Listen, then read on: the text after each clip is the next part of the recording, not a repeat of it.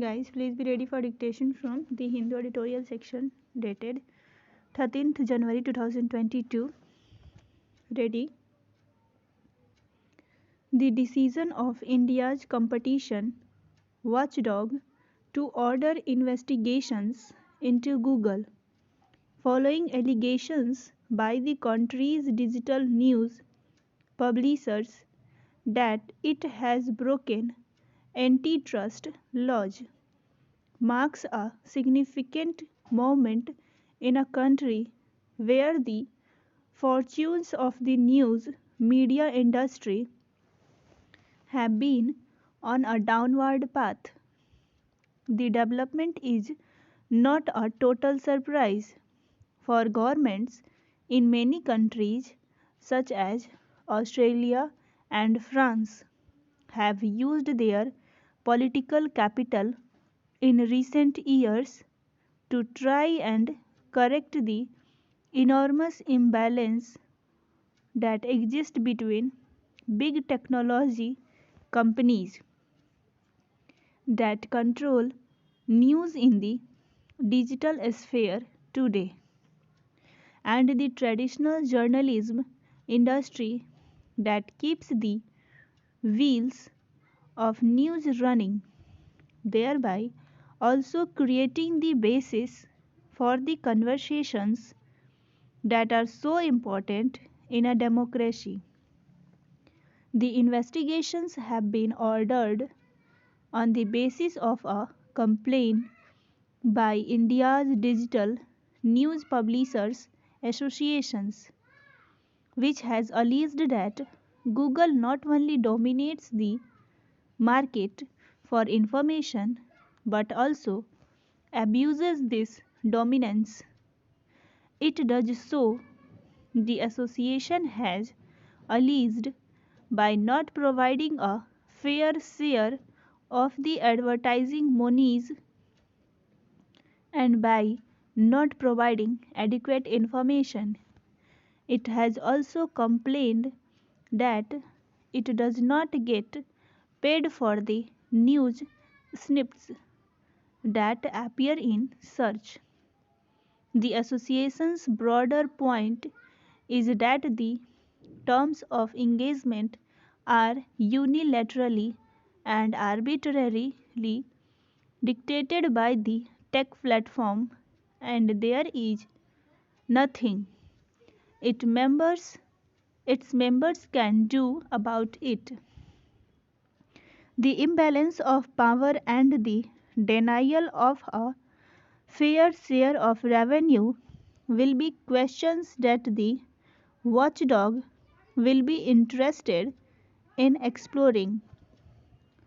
What was recognized by lawmakers in Australia, for instance, when they last year came up with a law that sought to level the playing field between big tech platforms and news publishers, is a condition that is true around the world. In India, too, the power imbalance exists and has only gotten worse in recent years. The news media industry, which invests in journalists, has struggled to stay afloat, while the big tech platforms have become more and more powerful. But the Australian case is one of a rare intervention by a government in publisher platform relationships. The current investigations in India is more a case of the publishers finding an appropriate existing forum in search of relief. The sustainability of journalism in the digital era has far reaching implications, especially in a democracy. It has been quite evident in recent years that the industry has ended up sacrificing quality in its quest for more eyeballs and nuance in the quest for more emotional engagement. The cost of not being able to get a fair value for journalistic effort can never be overemphasized enough. The Geneva talks between the United States and Russia were not surprisingly inconclusive. It was practically impossible for the former Cold War rivals to iron out their differences in the first round of talks at a time when tensions are running high in Europe, especially over Ukraine. But the fact that hurried talks were held between the two powers and they agreed to continue the negotiations to discuss both NATO's expansion and Russia's troop mobilization is itself a welcome step. The US was actually forced to come to the table by President Vladimir Putin, who has amassed about 1 lakh troops along Russia's border with Ukraine.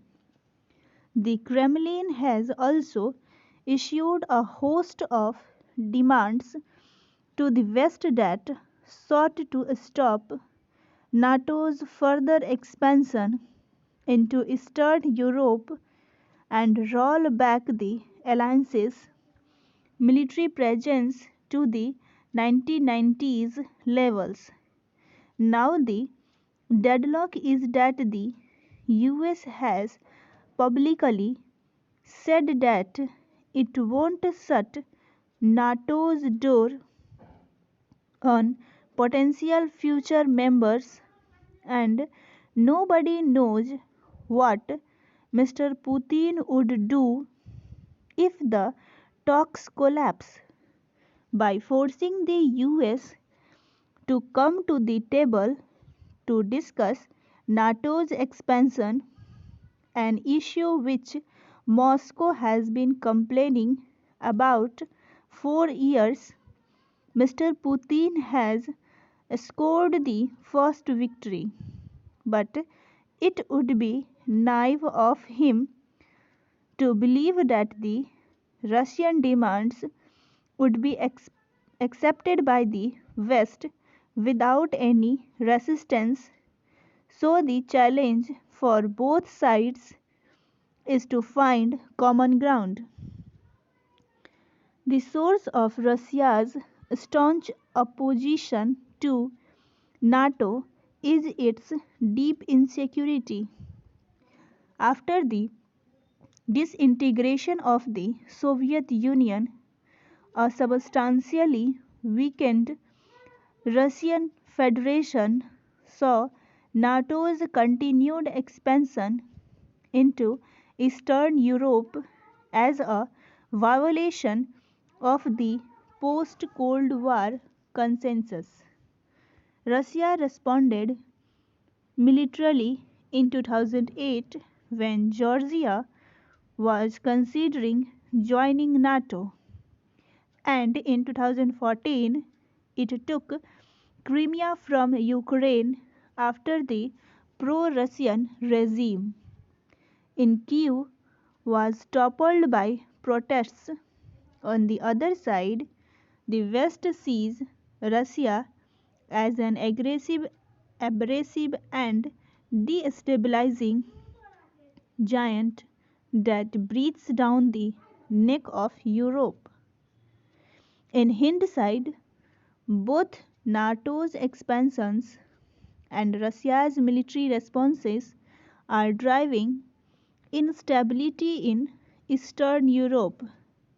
Finding a solution that the crisis will not be easy. It depends on whether both sides are able to get out of their Cold War mentality and build mutual confidence in bilateral relations. For all practical purposes, Ukraine and Georgia, both faced with separatist conflicts, cannot join NATO in the foreseeable future. NATO could use this reality as a policy promise to calm Russian nerves. Mr. Putin, on the other hand, is also in a tough spot. Russia is still battling with the economic costs of his Crimea annexation, which has left a wide chasm in Russia's ties with Europe. Further aggression on Ukraine might serve his tactical interests but could leave a deadly blow to any plan to bring the Russia Europe ties back on track. A war is in nobody's interests. Russia and the West should keep that in mind when they sit down for the next round of talks.